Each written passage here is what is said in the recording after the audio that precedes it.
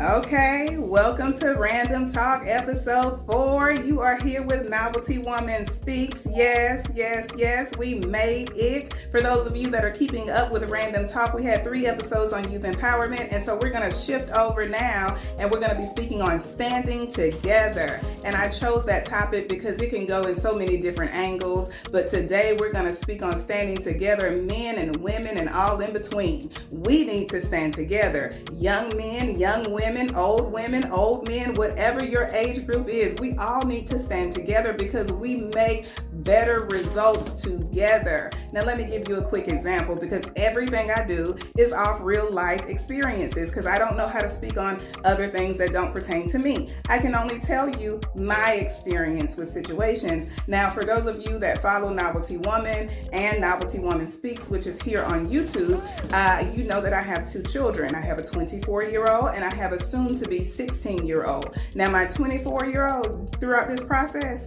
of starting this motivational platform, something that has been my goal and my dream, he has been on it. Like, we have actual mother-son dates. For those of you that don't do that, get into it. He was the one that created it and told me he was ready to do it. But when we have these dates, we kind of fill in on what's happening with Novelty Woman and Novelty Woman Speaks, and he gives his input and I listen. Ladies, do you hear that? I listen. And the reason I am saying that and saying it to the ladies is because so often we don't think we're supposed to listen to the men, whether they're old or younger. It is okay to listen as long as they're speaking something that makes some sense. Listen to it. But even if everything doesn't make sense, you can take bits and pieces of it. And so for my son to be 24 years old, I go to him because he's younger than me. So if he can understand what my mission is, that means that other people in his age group can get it. They're going to understand it. And then when he can understand what my mission is as a man